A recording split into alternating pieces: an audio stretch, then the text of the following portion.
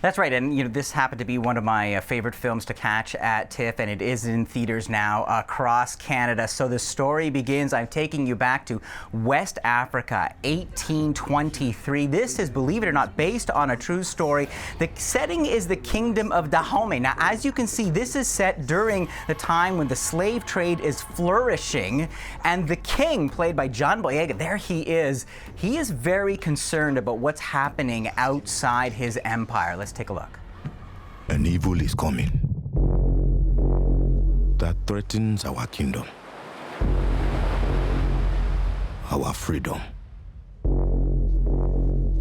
But we have a weapon. All right, it's 1823. What could that weapon be? It is the Agojie. They are the King's Guard. They are the fiercest, strongest, most unstoppable warriors.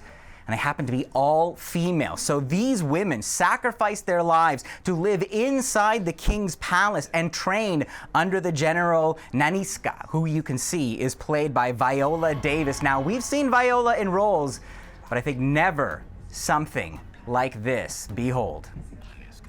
We fight not just for today, but for the future. We are the spear of victory. We are the blade of freedom! Agojie!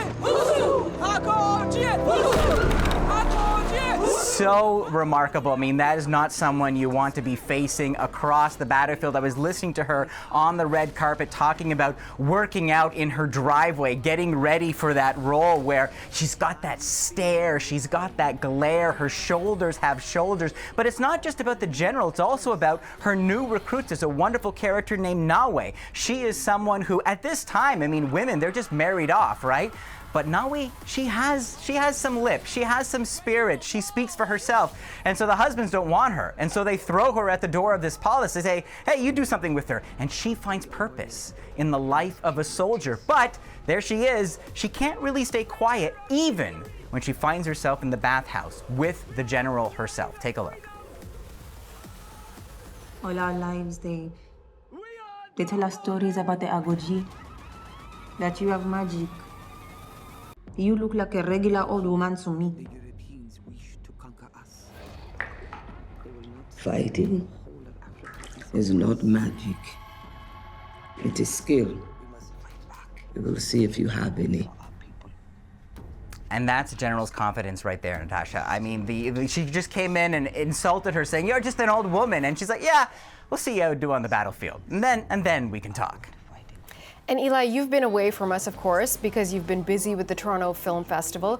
What were some of your favorite moments and movies over the past few days?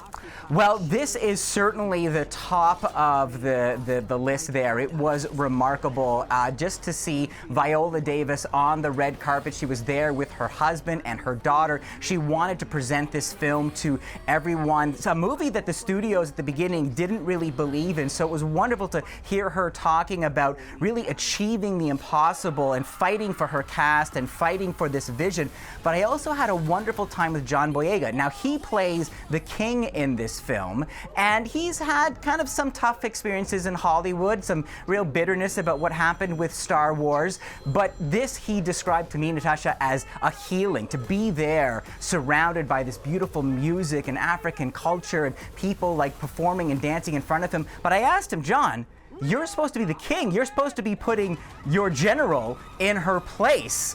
What was that like? And he gave me a look and laughed, and we'll take a look.